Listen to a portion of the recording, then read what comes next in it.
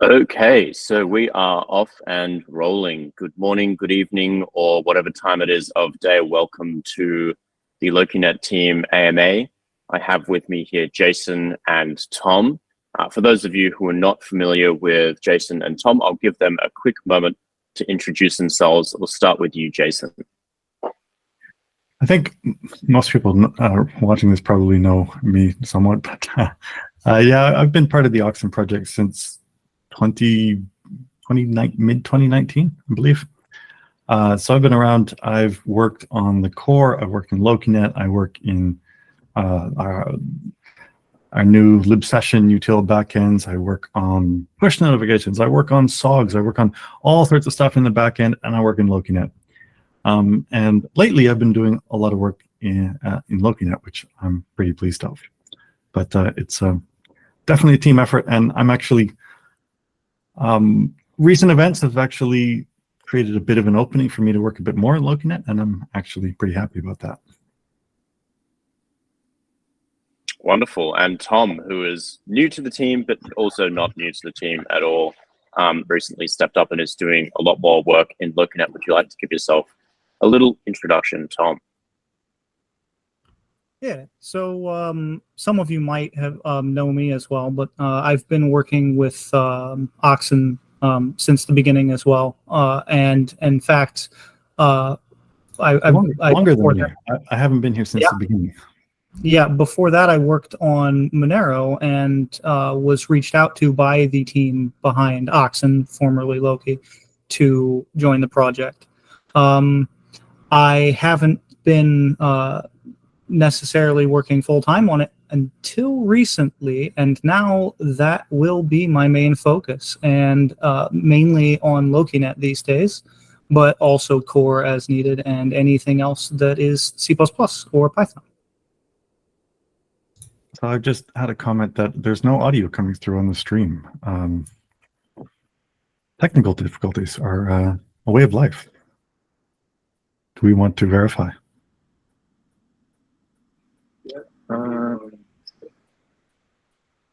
There's audio coming through for me. I'm not sure if potentially that's on your end, Jason. I've got audio coming through. I'll just wait for the thumbs up from our stream master. This was a comment in our Lokinet SOGs just now. Oh, okay.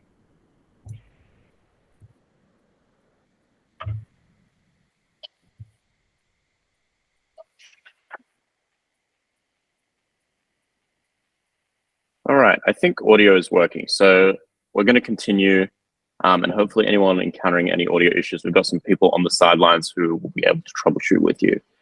But for those of you who have not joined one of our community or team AMAs before, they're generally pretty simple, but I'll run through how the morning or how the stream is going to operate. So we'll start off with some pre-written questions, which we've taken from the community over the last week or so. That will probably take up the majority of the stream, but of course it will also generate a whole bunch of new questions and discussion. So we will also be taking live questions towards the end of the stream before we then have some final comments or a little bit of a soapbox section in case Jason and Tom have some extra things that they want to say or some special comments that they want to make that wasn't necessarily a question which was addressed directly to them. But I think now is about the time we will just jump straight on into the questions, because generally the more time that you have answering questions, the better. So I will start with a nice, fun, and potentially easy question for both of you. Why is Lokinet so awesome? I don't think you can ask why, it just is.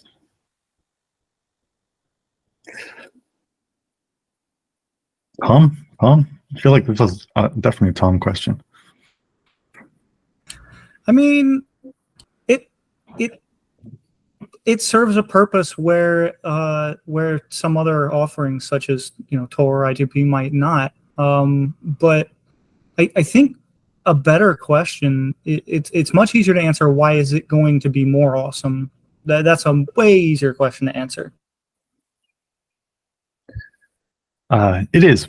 I feel like we're going to get to that through all of our other questions here later today, or at least a good bunch of them. But it's awesome because we care about it, because we look at this thing that is Lokinet. As many of you know, Jeff has left the project, but Jeff created this thing that had this amazing vision, and we came into it. Both Tom and I came into the project. Actually, we both came in from the coin side of things, and we both came into Lokinet and said, "Well, actually, this is really cool," and we both got pulled in. And yeah, it's when you sit down and look at all the things that it does and all the potential that it has, it is a pretty awesome project.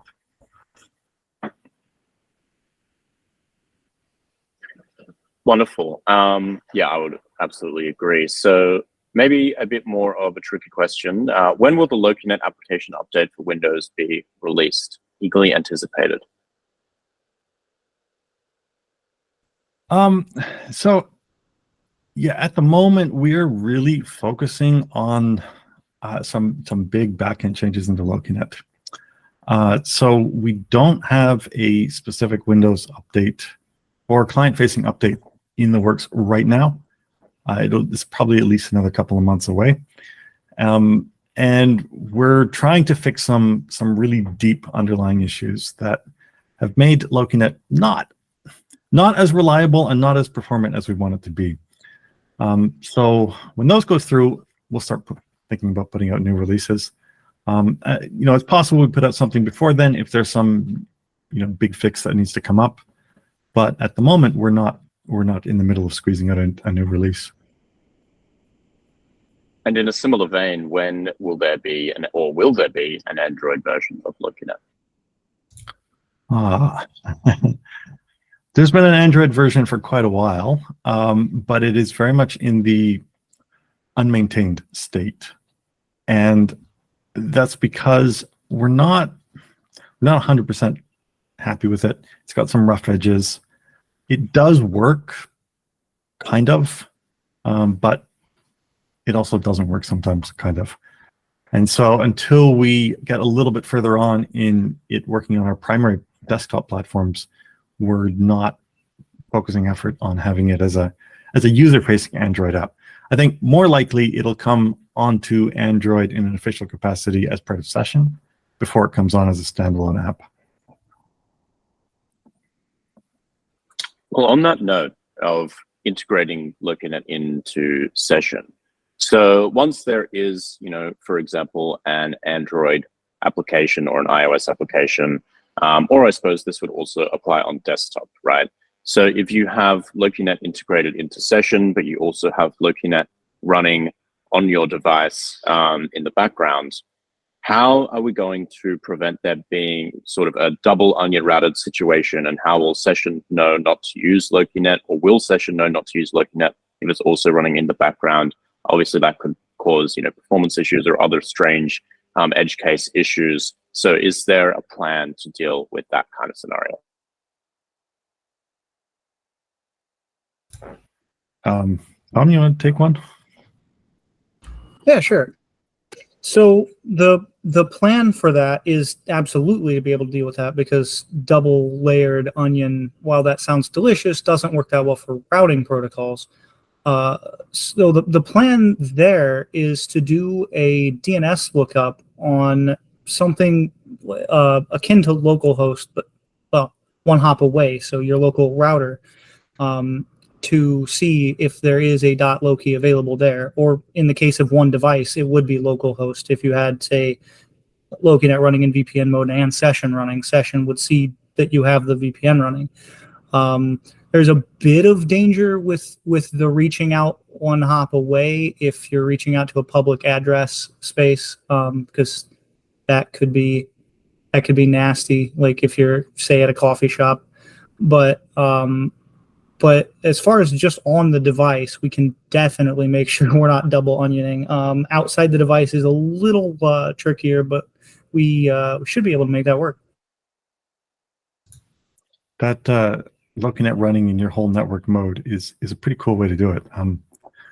We've got community contributor technical tumbleweed just put these little devices together. I think I've talked about before in an AMA, and you basically just plug it into your network, turn it, connect to the access point it gives you, and all devices connecting there have Lokinet connectivity. I run it in my own network on my router, so any of my devices can get to any .loki site instantly, and that works pretty well. So we definitely want to support that, and it's pretty easy to do. We just got to make sure we do it safely, so that you can't have, like Tom said, you can't have some malicious coffee shop or ISP who's deciding, oh yeah, we'll respond to localhost.loki and we'll send it to our ad site, and we'll see that you're using Lokinet and send all your traffic through us. So yeah, we've got to be careful with it, but it's definitely feasible. Wonderful. All right. In terms of session Lokinet integration and of course the exit marketplace for Lokinet, which of those do you think will be implemented first? When should people expect that, or in what order should they expect those things to come? Tentatively, I expect that we will see Lokinet in session first. And the reason I say that is we have Lokinet in session. We have Lokinet in iOS build that we use internally for testing sometimes. It's not up to the performance and reliability in that embedded form where we want it before we could put it out in a release. And so that's a lot of the work that we're doing right at the moment is aimed at improving that, not just for this embedded case, but for all Lokinet. And so we really hope that, I really hope that one day I hit submit and I push my code and it's like the last line of code and suddenly everything's clear and beautiful and wonderful. So probably will never happen, but it would be cool if it does. And then, yeah, we'll roll out Lokinet. The other stuff, exit marketplace, we're looking to do that later on around the end of the year in terms of getting a viable product, minimum viable product out on it. But I'm hoping we're going to have session out before then. Session with Lokinet, I mean. All right, a bit more of a long-winded question here. So there are some concerns and questions regarding the proposed exit marketplace and .exit TLDs. Specifically, what is this going to mean for Snap developers? The ability to pay for more throughput, which makes sense for the Oxen token, could contradict the free and open internet values, which we all hold, and could be similar to the FCC fast lane net neutrality fiasco. Especially if this is not an option for snaps to be able to pay for more throughput like the exits can. How is it different, and how do you plan for snaps to be able to increase the throughput available to them?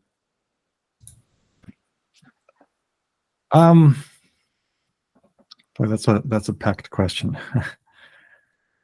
So our plan with, just to start from the exit marketplace, our plan here is to say, we want somebody to pay for the exit marketplace in order to publish a record that says, I want to be able to communicate with a large chunk of the network and carry a lot of data over the network.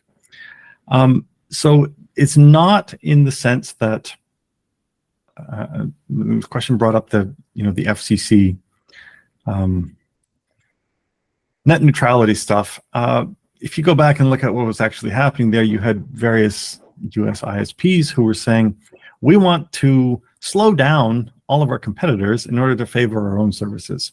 We're not looking to do anything like that at all. But at the other side of things, the idea that everything here is going to be free doesn't really work, because someone's still got to pay for the network.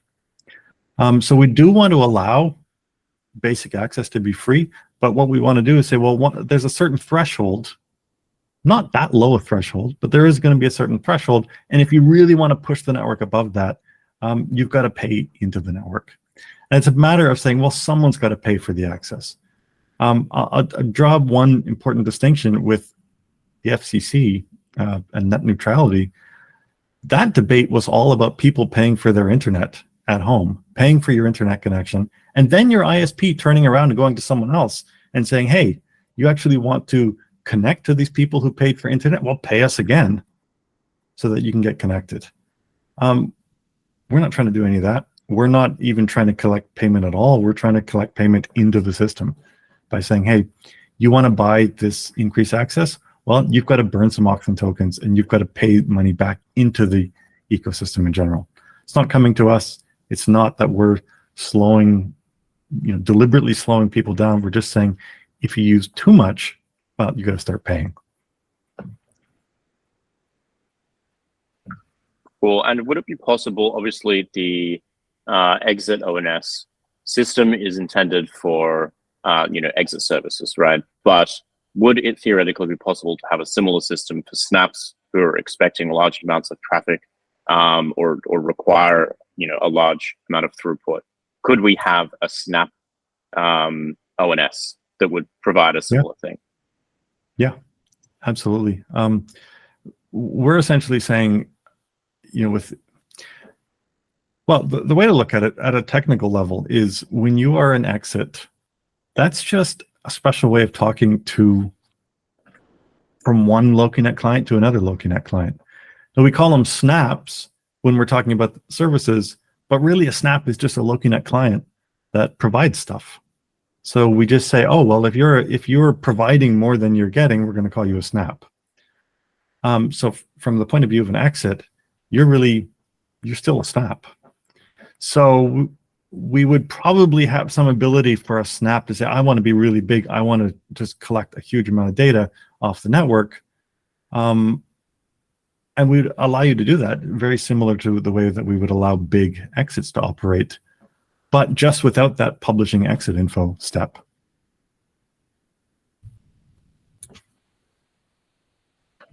Wonderful. All right. Another question about the ONS system here. Please consider adding a record or equivalent ability to the Lokinet ONS system so that subdomains can be routed to different endpoints with minimal overhead or impact on user experience. Not so much a question, more of a demand, but what do you have to say? Hey, Tom, you can take this one. Yeah, so this one's an interesting one. It's something we can sort of do, and in fact, we already do something adjacent to this with SRV records, which you can attach to your .loki intro set. But to achieve something closer to the desired behavior here, which would be, if I have like blocks.loki, I could also have testnet.blocks.loki and have it point to a different .loki, like a different public key, as it were. So it would go off to a different computer.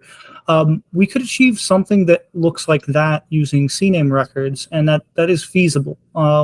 It's not something on the immediate roadmap because we've got other priorities, but it's definitely something that we saw that question and we're like, yeah, that's actually a good idea.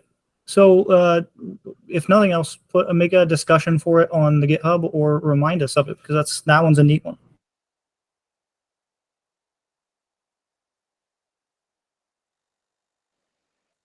Excellent. All right. Can we achieve stream isolation like Unix does for Tor? Tom and I were talking about this earlier today. And the short answer is yes, we think we can. The long answer is it's probably going to be a while before we try. There's a lot of complications that would make it a little bit more difficult to do that in Lokinet than with Tor. And it's because we have that Lokinet operates at your whole system rather than Lokinet operates through a SOX proxy. And having it operate through a SOX proxy makes it a little bit easier to say, well, different paths through the SOX proxy end up with different paths. We can do it. We can do something similar, and perhaps involve some sort of wrapper program, and you run one browser within the wrapper, and that would accomplish something like this. But at the moment, it's just a hey, that might be kind of cool someday, but it's not in our immediate goals, in our immediate roadmap.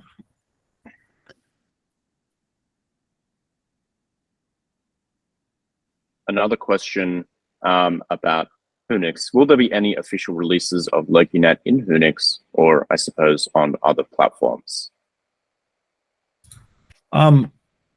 Yeah, I'll definitely speak to that since I maintain all of our current packaging. That's actually packaging for all of our operating systems like Debian and Ubuntu and RPMs and Windows and Mac, it's quite a bit of work. And the more that we add, the more work it becomes.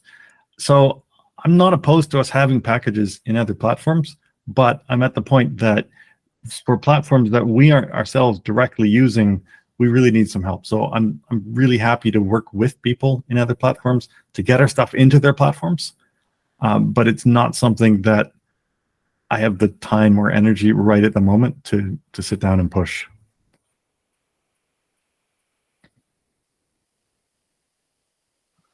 Okay, a little bit more of a, I suppose, complicated question here, and a very nuanced answer, I suppose, to be expected. But can you use Lokinet in China without facing any consequences?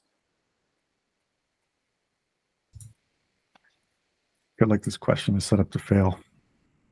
I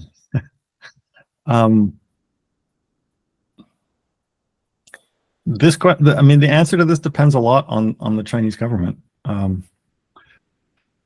So there's kind of two parts to it, and one of them is, can you use Lokinet in China? And the other is, are there consequences if you do that? So as to whether or not you can use it in China, I believe that you currently can use it in China. The problem is, if China takes note of that and says, oh, people could use this to circumvent their firewalls, they may elect to shut it down. And then you won't be able to. So you might be able to today, and maybe there's some Chinese censors who are watching this live stream, and so maybe by the end of this live stream, you won't be able to. That's a really challenging fight. Tor, I know, has been trying to wage that battle for many, many years.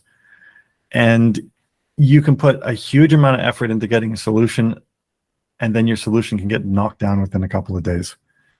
So it's not a battle that I think we're equipped to fight and win at the moment.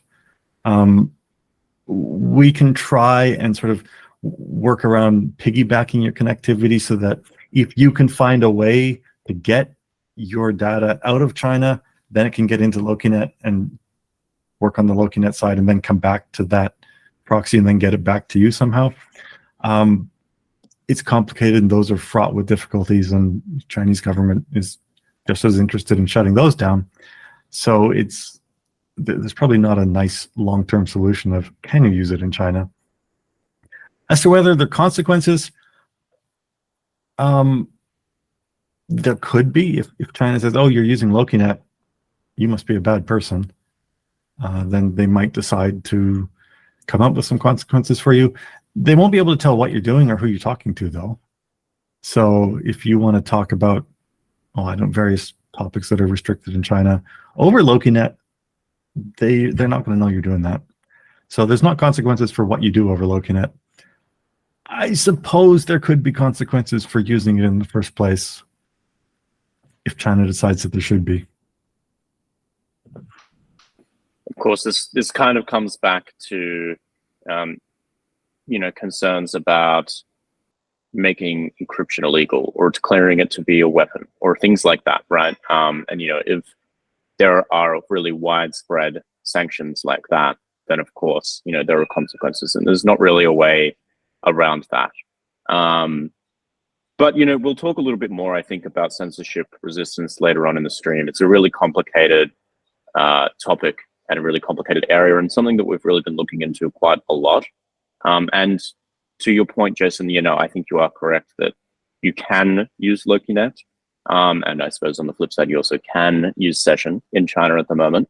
But it's a very knock on wood comment, because as you said, really, it's an adversary that we're not equipped to deal with at this point. And so if China wakes up and decides, well, today I'm going to try and block Lokinet, we would have a big fight on our hands to deal with that. And that is to put it in the friendliest possible terms. Okay, moving on. It is not recommended to use custom DNS such as AdGuard when using Lokinet. Why exactly is that, or is it not recommended? Yeah, so The thing with custom DNS, so this question is slightly vague, but if you're only within the Lokinet network and not using exit mode, we're not doing your internet DNS anyway, and do whatever you're normally doing.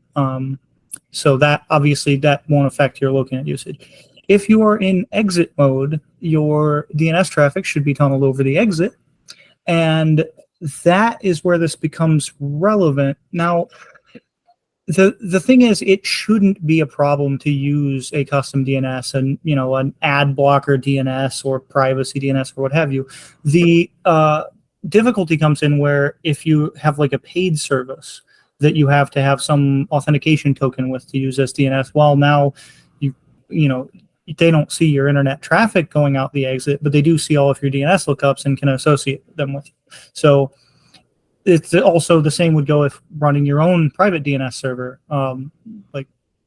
At least the person running the exit can see that all of that exit traffic is going to the same DNS server, even once you've moved paths or reconnected. So it's really an issue of it should be fine if you know what you're doing, but just know what information you're leaking through side channels, I guess.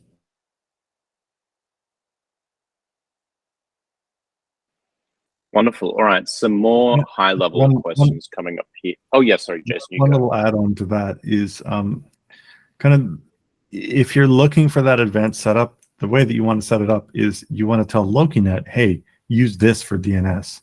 So Lokinet always tries to put itself as your DNS server on your system.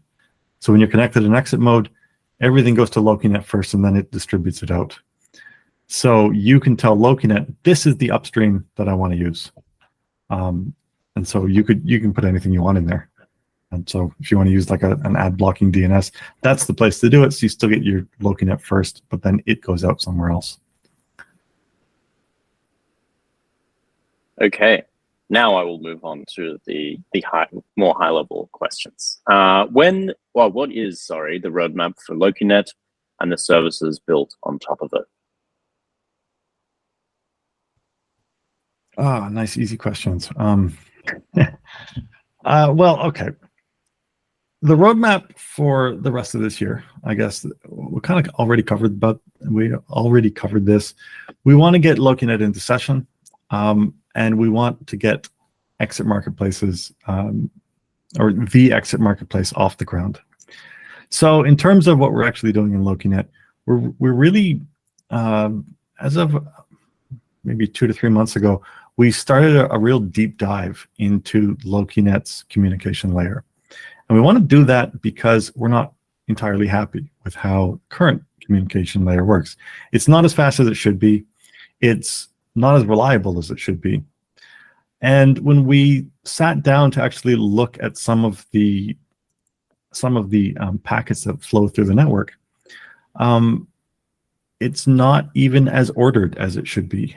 So we encountered situations where we were trying to send a batch of packets across, and it's almost like the packets got sort of shuffled and then delivered shuffled to the other end. And that makes connections, especially fast connections, really hard to do. So we took a deep dive and said, well, how do we want to go about this?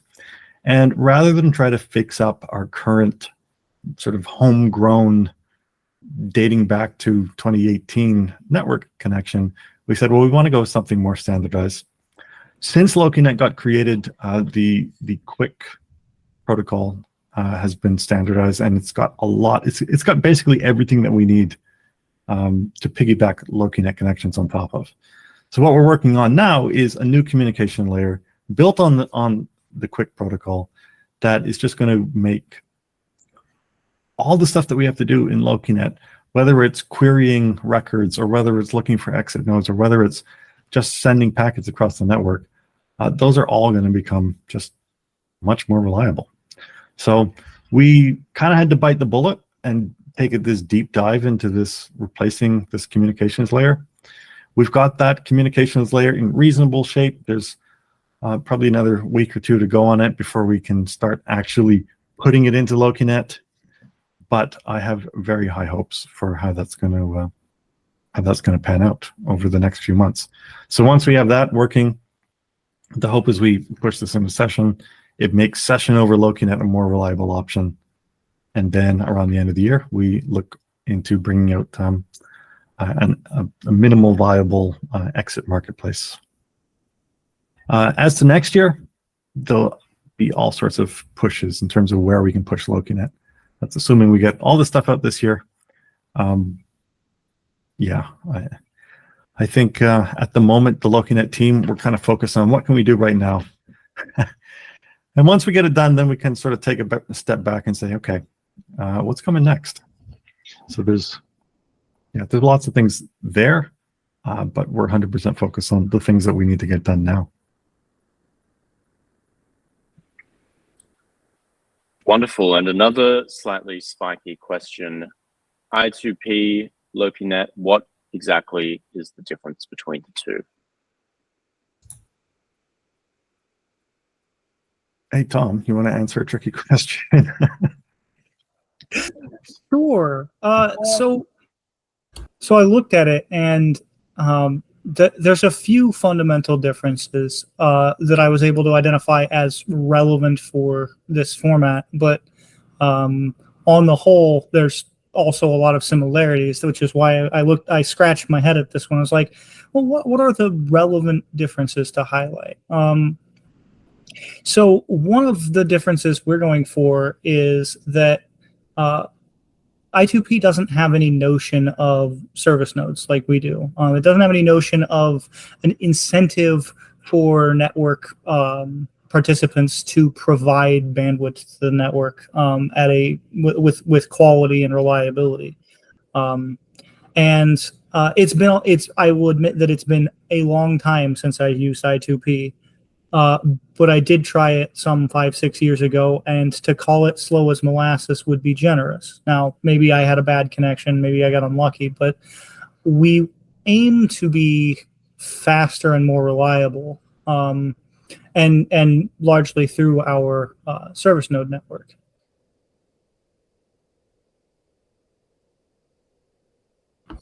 Feel free to fill in any other details you think are relevant, Jason. I think our service node network is the thing that makes us special. We've got routers out there that are, have to maintain performance, have to stay connected, and we kick them off if they're not performing.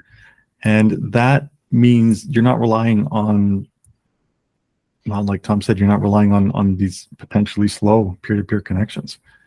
So we leverage that as much as we can, and I think that's a big deal. We also operate technically at a bit of a lower level, so that with Tor and I2P, you tend to need to either modify your applications or run your applications through a proxy in order to get out there. We operate at a lower level that you just install this on your system, and then anything you use will just go over Lokinet.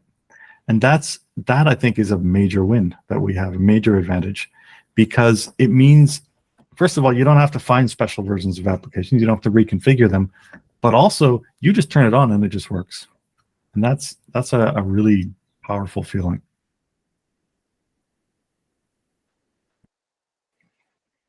Okay, well, there's no respite here. I'm going to continue asking difficult questions. So Lokinet marketing seems to be going nowhere. When you search for it, it doesn't necessarily pull up a lot of results. There's also been some misinformation about Lokinet, which has been out there on the internet, causing damage to its image among users of other darknets, which would also obviously be potential users of Lokinet as well. How is this going to be handled by the OPTF? Why isn't the Lokinet subreddit more active? And they suggest to hire someone to open threads about Lokinet in Hacker News. What are your thoughts? And I'll also chime in on this question as well. That's on these questions, I think you mean. There's quite a bit to unpack here. I think I'll give you a slightly circuitous answer, but as I've been talking in the last couple of questions, we're really working hard on building and improving it at its core. We're not, like I said earlier, we're not happy. We're not entirely happy with where Lokinet is now. So if you're an early adopter, Lokinet is great. You can jump on it. You can have this nice connections. You can do voice chat, video chat over Lokinet, and it's amazing in those respects. If you're one step removed and you just want something that just works, that you just hit a button and forget about it and you won't have any trouble, we're not there yet. And so there's a bit of hesitancy until we have Lokinet as its core, as being a kind of very early solid thing. There's some hesitancy to really push it and say, hey, everybody go try out Lokinet. If 1 time out of 20 or 1 time out of 10, you start Lokinet and it won't start and you have to turn it off and on again. That's fine if you're an enthusiast and you're connected to the project or you're an early adopter and you're used to these things. But if you're just looking for a quick tech demo, that could make you just drop it. So we really want to bring up that stability really before we kind of shout from the rooftops about how great it is. Yeah, you can take it from here, Alex. Yeah, I'll jump in from here. So, and I'll add to what Jason has sort of said. Right, is that there's this last 5%, right, that we're looking to tackle with Lokinet at the moment to really, I suppose, add the cream on top, make it an everyday application, and possibly to the frustration of many, I'm going to use Session as a use case for some of our logic with Lokinet here. And so what happened with Session, a couple of years ago when Session was really still in its infancy, we were doing a lot of pushing. We were pushing it really aggressively. We were recommending it to people that we knew. We were recommending it to prominent people in the space. We were hopping on calls and saying to people, you should start using Session now, give it a try. But Session really wasn't quite there. And a lot of the feedback that we got is, well, this application is really not suitable for me just yet. It's just not reliable enough. There were user experience issues. There were just enough issues to put people off.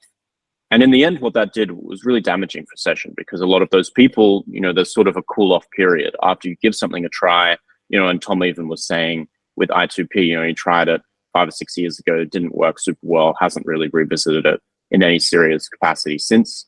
Sorry to put words in your mouth, Tom, if I did. But this is something that, everyone does really. If you try something out, especially a piece of tech, and it doesn't really work, either you're not going to revisit it for a while or you may never revisit it again. And that's worse than not acquiring a user. That's a potential user that's just lost forever. And so that's something that we really, really want to avoid happening with Lokinet. So that last 5% is actually really critical and really important.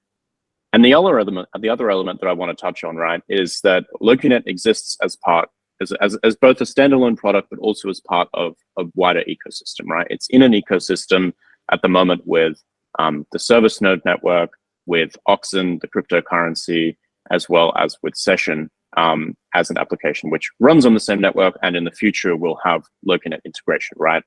And so the strength of any one of these parts of the ecosystem benefits everybody.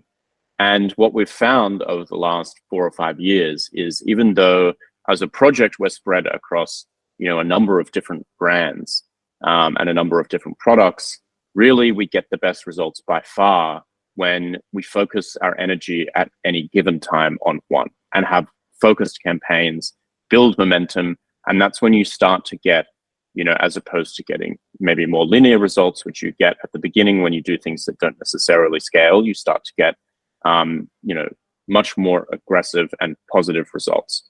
So that's something that we will be doing with Lokinet. Lokinet is going to have its time in the sun at the moment, and over the past probably year or so, it's been Session's time in the sun.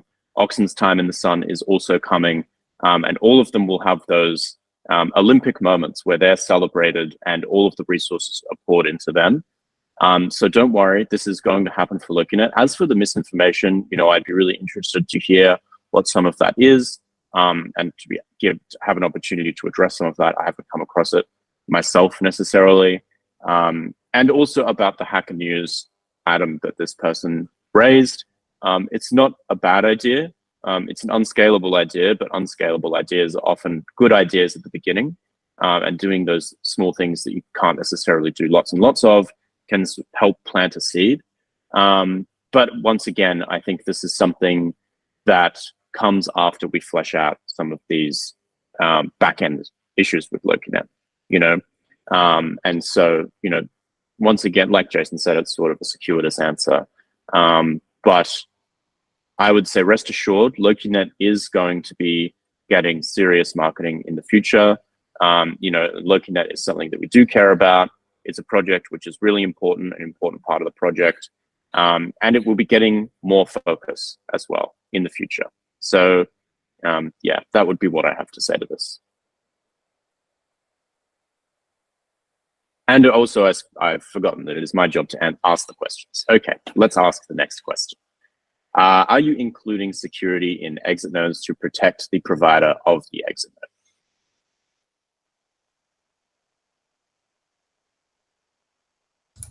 node? I mean, suppose I could say we include security in everything that we do. But from Lokinet's perspective, in terms of security, there's two components to it from an exit node. So there's the first component is does this thing securely speak to the rest of the network? And there the answer is just straight up yes. It's an exit node is no different than any other Lokinet client. All the communications it does with the Lokinet network are encrypted and secure. The more complicated side to the answer, though, is what do you do if you want to run an exit node? So you want to take traffic from potentially anonymous people, and you want to access the internet with them without really knowing what they're accessing. I mean, you can gain a little bit of knowledge. You can see that they're accessing HTTPS, so you might see that they're accessing Google IPs. So you can see a bit of stuff, but you're really taking a lot of risk on there, just by the fact that you are carrying someone else's traffic, and it's up to you to say, well, how much do I want to allow? So, for example, we run the exit.loki free exit. We have a few ports on there that we're required by the internet provider for that node to block, and so we block them. But it's actually quite rare to find a provider who's willing to allow you to do that as part of their terms of service at all. Most internet service providers will say no open relays, no exit nodes, no whatever terminology they want to use. So yeah, it's a complicated thing, and it's not something that we're really in a position to be able to protect you from. You've got to comply with your ISP's requirements, your legal requirements of whatever country it operates in, whatever country you might operate in. There's no easy off-the-shelf, just install Windows Firewall and hit the button solution here. So what we're really trying to do with the exit marketplace is to partner up with people who know what they're doing in this space, who have run VPNs at big and small scales, and really know how to do it. Because we want to build the technology, we want to build Lokinet, we want to make the exits feasible, but we don't really want to be in the business of running exit nodes. We just want to bring together people who want to use it and people who want to go on exit nodes and bring them together over this awesome network. Wonderful. All right, so we're just about wrapping up the amount of time that we have for the pre-asked questions. I am going to ask just a couple more, some that I think have relatively quick answers and some that I think are just important to ask. So first of all, we've got a question here, somebody questioning whether the exit marketplace is really worth it in terms of the computational cost to the network. What do you have to say to that, Jason? There's two components. So the marketplace itself has virtually no cost to the network. This is just a matter of saying, hey, I'm an exit node. You've got to buy that ONS, and that burns on a little bit on the blockchain, but it's a one-time event. you are publishing this record that says, I'm an exit, and here's how you can reach me.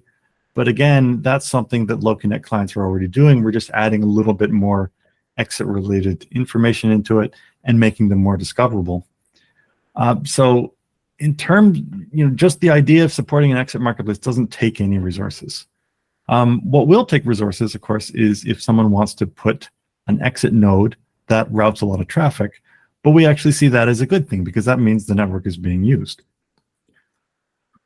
So, in terms of, are we putting network resources into this network marketplace? No, not directly, but we hope that this leads to more use of the network. Wonderful. All right. So as for the next question, is there a possibility that Jeff and the Oxen project will have separate forks of Lokinet in the future, each with their own individual goals? Or is Jeff just completely done and Oxen is going to be pushing development forward now? As far as I know, Jeff is completely done from being an Oxen developer. When he left and we had an exit interview with him, I did tell him that he's more than welcome to, if he's interested, to continue to contribute as he wants to Lokinet. But of course, Lokinet is also an open source project, and so if he wants to go in a direction, and I think there are some indications that he is going in this direction, if he wants to fork it and create a different network that sort of shares a lineage with ours, that's totally fine too. I wish him well. Okay, and another question about Jeff. It is rumored that the primary reason for his resignation was actually management's decision to accept grant money from foreign governments. This funding allegedly comes with strings attached, a fact likely to lead to considerable loss of credibility if this knowledge was public or if it was in fact true. Can we shed some light on this issue? I think you can back me up here, Alex, but speaking as directors of the foundation, we've accepted no such grant money and with any such strings attached, and we never would. If a grant, we do apply for grants from various organizations. Some of them are associated with governments, but we would never accept a grant that had any compromise of our security or privacy or any of the core ideals of our software. So to the extent that we do pursue grants, they are to build and enhance what we have, not to tear it down in any way. Yeah, and even to add to that, I think we're very conscious of any external organizations, whether it's funders or governments or whoever, having undue influence on either the OPTF as an organization or logically following on the development project, on the Oxen project. And we're very, very wary of that. And as Jason said, we've not accepted any such grant money, no strings attached. If there were ever strings attached, we would just walk away from that money or not engage with that grant to begin with. Yeah, so no, absolutely not. And never will it be the case. Okay, so... And despite the fact that it never will be the case, even if somehow it was the case, we wouldn't hide it. Yes, and well, it would be extremely obvious, and I think that there would be whistleblowing at all levels of the organization going on as well if this ever happens. Certainly from us, and I'm sure from many others as well, if we were ever put in that position. Okay, so I'm going to move on now from the pre-written questions. If we have time right at the end, we will revisit them. But I want to really ask some of the questions which have come in live from the chat. And this is a really, really good question as well, and something that I think would be good to get a nice response to. So the direction of the research on censorship resistance seems to be going in the opposite direction than what Jeff was planning for Lokinet. Can we comment on that? We're talking about the recent grant announcement that mentions solutions such as obfuscation, and whether that's something that we're going to pursue further, or if we're looking into other methods of censorship resistance. So I think I'm pretty much on the same page as Jeff here, that I don't think obfuscation of traffic has any real future. It might be a technique that you could use in isolated cases, to help specific targeted groups to escape, whatever internet restrictions that they're under. I don't think it's a viable long-term solution. So even to the extent that we would pursue any sort of grant for it, it would be someone else contracting with us to say, hey, look into this, see if this is feasible. And most likely our answer would be something along the lines of what I just said.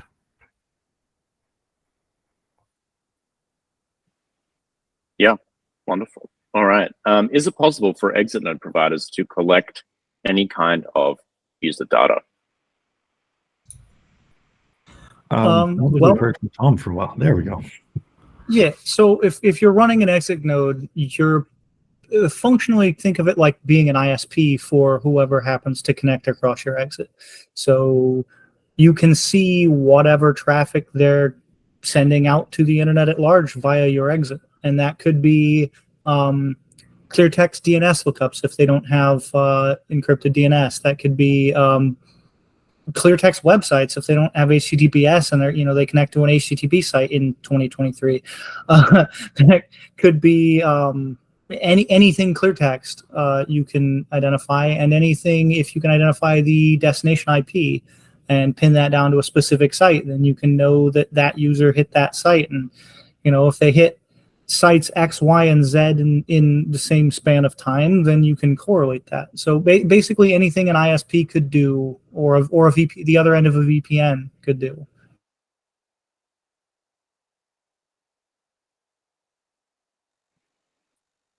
Cool. Very cool.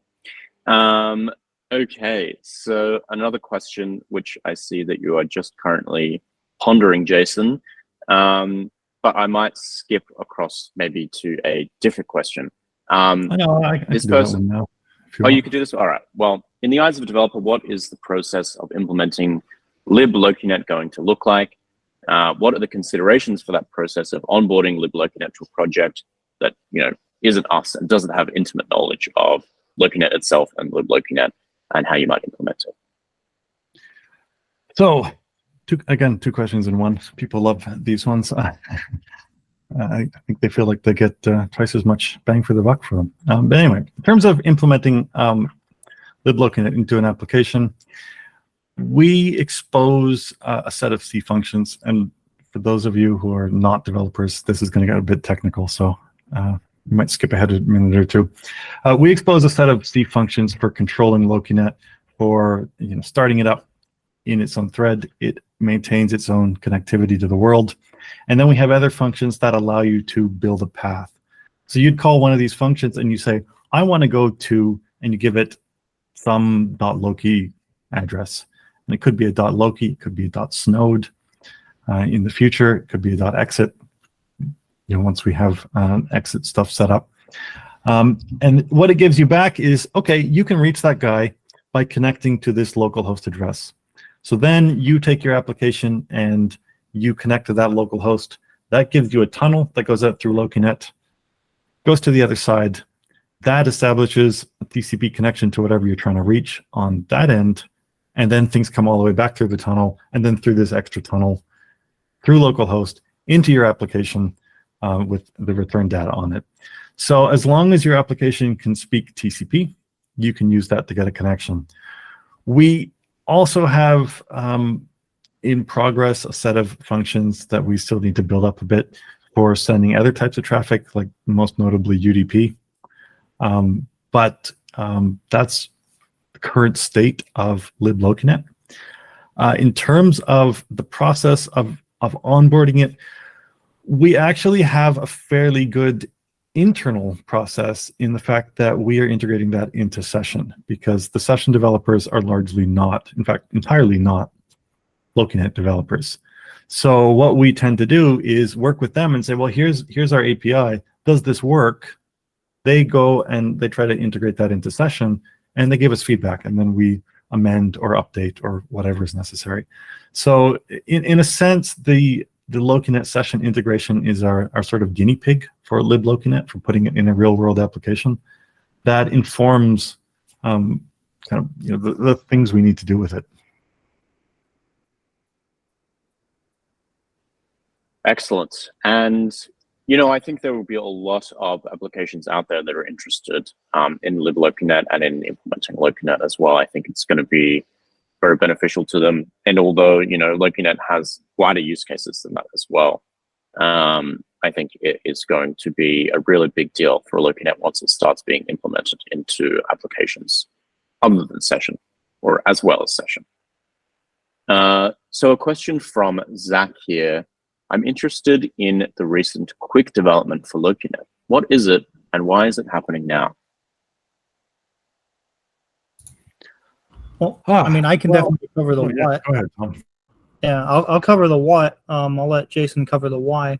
So Quick is a internet protocol similar to UDP or TCP that is designed to sort of be like almost a replacement for both UDP and TCP with some of the warts removed. So, for example, you can do UDP-like lossy streams if you want across a quick connection, and in that same quick connection, you can do a TCP-like, one round trip ACK connection. This is going to get slightly more technical than the last one, by the way. But then another nice feature it has is that you can migrate connections, and that is one that we're really looking forward to for Lokinet clients, to not have to rebuild all of their paths.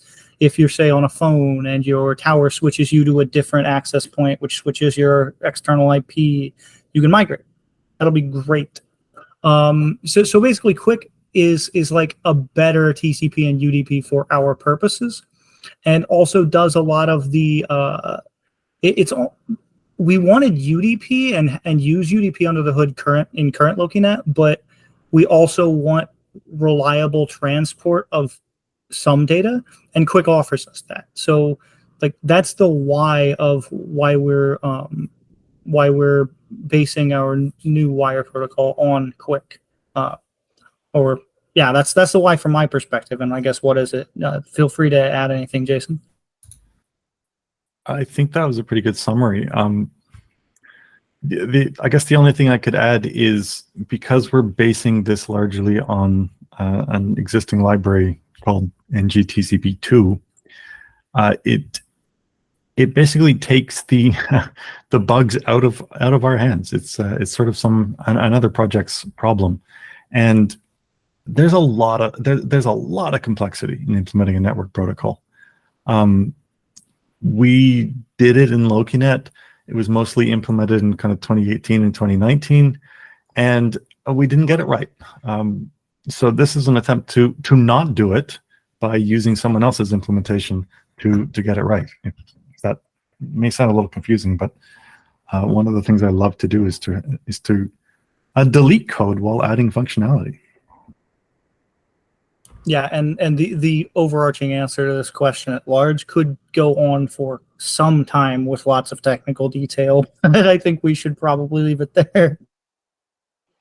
I get the sense that that's often the case with questions about Lokinet. You could easily just talk for probably the entire hour about any one, element of implementation.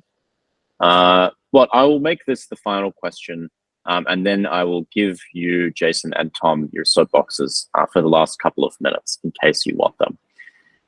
So what is going to happen with the tasks that Jeff was working on, especially the big refactoring of the different layers of Lokinet? I was typing up a response to that in case we didn't get to it.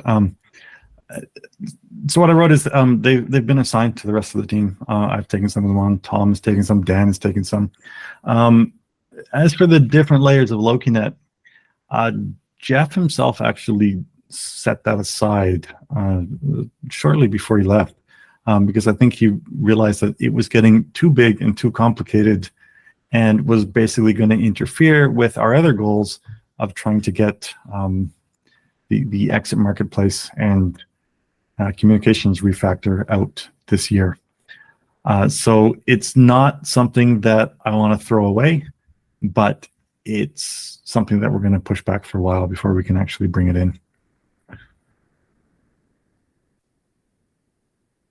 Yeah, I mean, one thing I would add to that is the current effort we were just discussing on bringing Quick into Lokinet for the low-level communications will probably bleed into that big refactoring effort to some extent.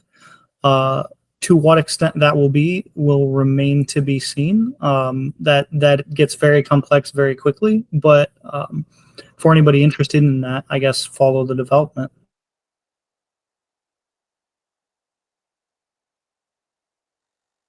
Excellent. Well, thank you very much for all of your insightful and thoughtful answers, Jason and Tom. And now, as we are getting right up to the end of the stream, I just want to give you a couple of minutes in case there are any final comments that you want to make about the future of Lokinet or your hopes for Lokinet, or anything that you want to say to the community about your work. Now is your time. So I guess I'll go first since it's going to be short. The only thing I would say, and I might be making more work for Alex here, but the only thing I would say is the one thing I never care for with AMAs like this is at the end, there's always a follow-up to an answer and it doesn't get answered. So if possible, I think it'd be cool to leave question submission open for another day or so. Also for people who can't be here live to ask follow-ups or live questions. And then those can be fed back to us to answer over the coming days as needed. Yeah. Also, feel free to tag me in any of our slogs, but for Lokinet stuff, particularly in the Lokinet one, I'm happy to talk to people who are happy to talk to me. If you want to berate me, I may not respond to you as quickly, I suppose. But I do. But yeah, no, I mean, I enjoy talking to our community, and I think Lokinet has a bright future ahead of it. I'm one of my regrets actually over the last couple of years is I've been working on so many different things around the project. I haven't had more time to work on Lokinet, and the last few weeks when I have, I've been really enjoying myself. So I'm hoping that with some other internal reshuffling and some other people on the job, I'm actually going to get more time to spend in Lokinet, which is fantastic because I think it's a really awesome project, which of course was our first question, and absolutely right. Yeah. Well, I also think Lokinet is completely awesome, and I'm going to take my own soapbox just very briefly here at the end of the stream. And I actually want to extend a thank you and my appreciation to someone who's, well, not on the Lokinet team now, but was for many years. And of course, that person's Jeff. And, I'm sure he would have loved to have been on a stream like this in the past. And I just want to say thank you to him for, his dedication and the work that he put into Lokinet over the last several years, because Lokinet, and Jason, I know you already, made your own video about this, but Lokinet really wouldn't be Lokinet if Jeff hadn't made it so. And so, that's something that we'll always be very appreciative of. And there's always a place, in my heart for Jeff because of that. So yeah, thank you to Jeff. And, onwards for Lokinet, and hope to see more in the future. If you're wondering why I'm not saying anymore, it's because, I put about half a day into recording that video because I wanted it to be really sum up how I felt on it. So yeah, if you want to know how I feel and I share your sentiments, it's in that video. Of course, and I do recommend for those of you who haven't seen it to go and check that video out, because I think it was really wonderfully summed up by Jason. And Lokinet has still a lot going on and a lot of development is happening and a lot is planned for the future. So we've talked about some of those things today, but of course there is more. And as you and Tom said, Jason, if you have more questions, please reach out to us. There is, of course, the Lokinet discussion group and community on Session. There is, of course, our channels on Telegram or on social media. You can find us in many, many different places. So I would encourage you to reach out if you have any questions or more things that you're wondering about Lokinet. I'll just add also, if you're trying to get a hold of me, it's really helpful to tag me with a, at me, because I'm fairly spread out across all the work that I have to do. So I don't read every message that goes in our group, but I do read the ones I get tagged in for sure. Likewise, I would share that sentiment as well. It's more likely that I'll miss things if you don't tag me, but if you tag me, I'll always try and make the time to get back to you. Okay, so that is everything for today. Thank you again, Jason and Tom, for your time today. It has been a pleasure chatting to you about Lokinet, and hopefully we'll be able to do some more Q&As and AMAs, and Jason is raising his hand, so I'll give him its chance. One last thing. I also want to extend a shout out to Dan, who's a new member of the Lokinet team since the beginning of this year. He's been a nice, great guy to work with, and a nice fresh energy in the team as well. He couldn't be here today, but he's definitely part of the team. He is, and I've heard wonderful things about him as well. Okay, so we'll wrap it up there. That is the end of the stream. Thank you to everybody who tuned in. Thank you to everybody who submitted questions. It is much appreciated, and this discussion would be a lot harder to have if I just had to imagine what questions the community might ask. So it's wonderful and very helpful to all of you that sent all of those things in. And we will, of course, be chatting to you more and more in the future about Lokinet and about all of the elements of the project. And so we'll see you next time. Thank you, everybody. Take care.